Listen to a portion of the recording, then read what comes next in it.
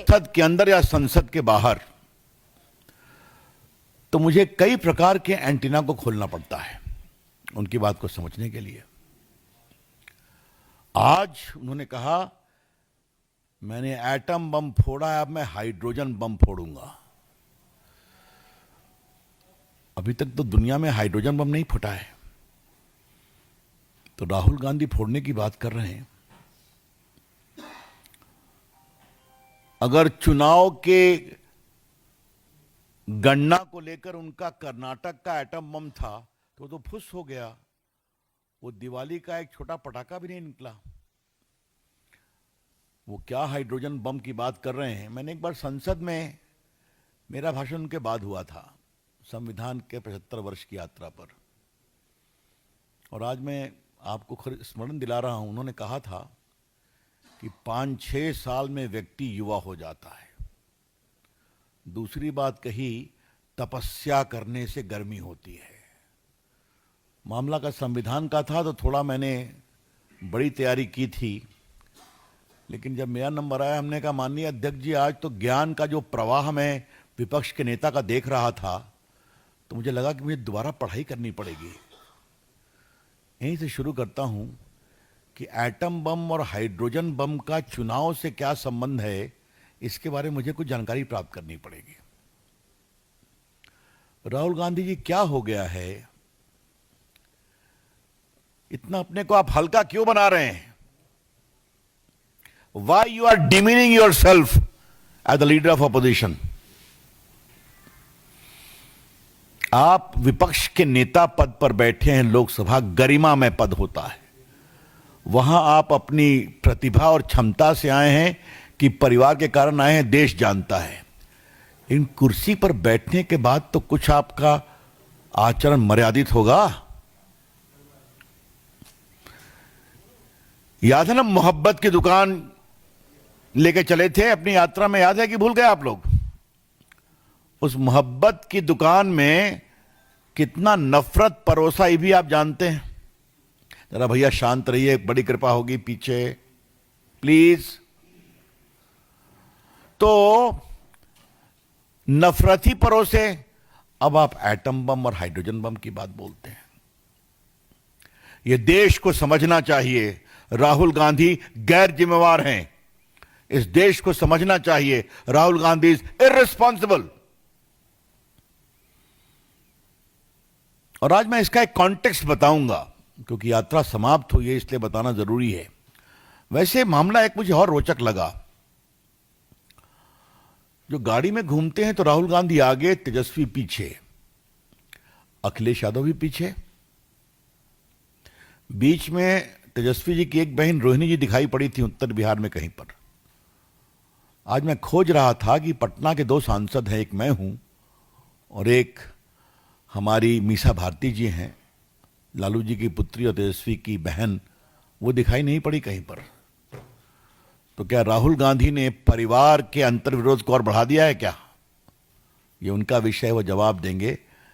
But come on Tejashwi Yadav, आप 2 number के खिलाड़ी क्यों हो गए बिहार में? जिस कांग्रेस का कोई वोट नहीं है वो आपके भरोसे चलती है और आप हो गए नंबर 2 प्लेयर। यह भी देखने की जरूरत है। मित्रों, मैं कॉन्टेक्स्ट पे आता हूं और यह हम आज बताना बहुत जरूरी समझते हैं। आपको याद होगा कि 24 के लोकसभा चुनाव में इन लोगों ने एक बहुत बड़ा तूफान खड़ा किया कि भाजपा आएगी तो संविधान बदलेगी, और इसके कारण 2 जगह असर निश्चित पड़ा। एक उत्तर प्रदेश में, जहां समाजवादी पार्टी की सीटें भाजपा से आगे हो गई, और दूसरा महाराष्ट्र में, जहां कांग्रेस की सीटें भाजपा से आगे हो गई लोकसभा में। तब तो हमने कुछ नहीं कहा चुनाव आयोग पर, हमने विनम्रता से स्वीकार किया, और उस समय चुनाव आयोग ठीक था। राहुल गांधी, आप जीते हिमाचल, आप जीते तेलंगाना, तो चुनाव आयोग ठीक था। लेकिन लोकसभा के चुनाव में एक बार जब जनता को मालूम हुआ, सच्चाई सामने आई कि बेबुनियाद तरीके से हमारे साथ कांग्रेस पार्टी ने छल किया, तुमने हरियाणा में हराया कांग्रेस पार्टी को, हरियाणा की जीत 24 के लोकसभा के बाद 2014 से भी बड़ी जीत है, ध्यान रखिए। मैं गया था प्रचार करने। फिर महाराष्ट्र में जहां इतना हल्ला कर रहे थे तो वहां और हरा दिया।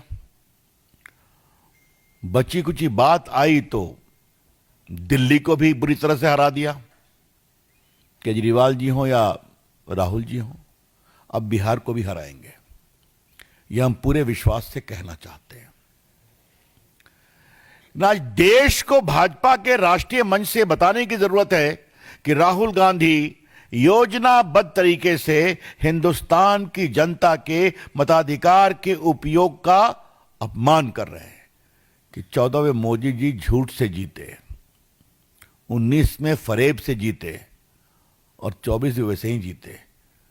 क्या मतलब है इसका? आप तो विपक्ष को अपमानित करेंगे, मोदी जी को गाली पढ़ेंगे, आप बिहार हिंदुस्तान के मतदाताओं का भी अपमान करते हैं। राहुल गांधी, ये कौन सा आपका अहंकार है?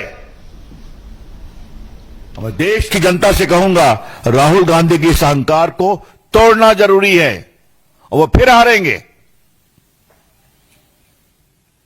कैसे कह देंगे 14 के बाद सब जीत फरेब है? चुनाव आयोग से मिली भगत से हुई है। मित्रों, बिहार के संदर्भ में दो बात आप ध्यान रखिए और ये आज के दिन बताना जरूरी है। और राहुल गांधी, आप सुनिए, याद करिए, ईवीएम के पहले बिहार का चुनाव होता था तो कितनी हत्याएं होती थी पोलिंग के दिन, कितना बूथ कैप्चर होता था। मुझे याद है, मैं पटना का कार्यकर्ता हूं। हर चुनाव में मेरा काम ही था कि बूथ लूट की घटनाओं को विस्तार से लिख करके इलेक्शन को काउंटर मांड कराना। संजय को याद होगा कि पटना में हमने 4 चुनाव काउंटर मांड कराया। याद है कि नहीं? गुजराल साहब भी लड़ने आए थे, कई लोग लड़ने आए थे। ये इतिहास था, देखा है हम लोगों ने। हर बूथ पे लड़ाई होती थी। वो बूथ कैप्चर खत्म हो गया, धन्यवाद है इलेक्शन चुनाव आयोग का। आज ईवीएम में जाइए, बटन दबाइए, रिजल्ट सामने आता है। तो जो बार बार कहते हैं चुनाव आयोग, और अखिलेश यादव कहते हैं, तेजस्वी यादव कहते हैं कि बैलेट पेपर लाओ, वो दर्द है दिल में कि हम बूथ कैप्चर नहीं कर पा रहे हैं। तो ये पूरे चुनाव आयोग और वोटर के लिस्ट पर जो घमासान छिड़ा हुआ है, इसके बीच में 2 मूल बिंदु हैं। हमें बूथ कैप्चर करने का अधिकार दो और घुसपैठियों को नहीं निकालो। आई रिपीट, इस पूरे एसआईआर के पीछे जो ये अभियान चल रहा है, इसका पर्पस यही है, give us the right and the might to capture booths, tear away ballot papers and infiltrators को वोट देने दो। तो ये अब नहीं चलेगा। ये बात मैं कहना चाहता हूं।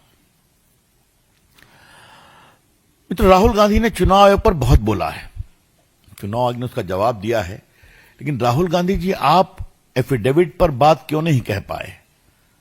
हमारे पास पूरा आंकड़ा है कि 6.7 करोड़ में लगभग 99.9% लोगों ने कवरेज किया, आपत्ति किया।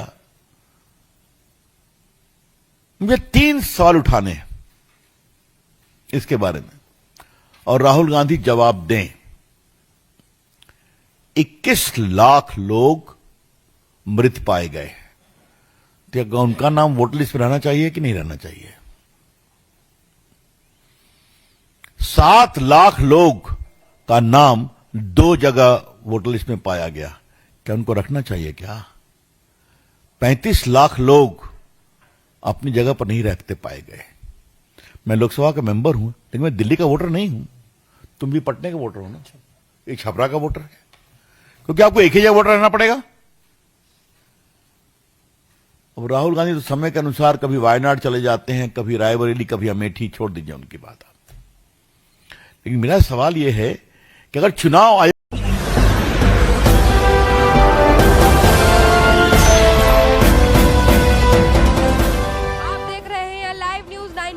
राष्ट्र सबसे पहले।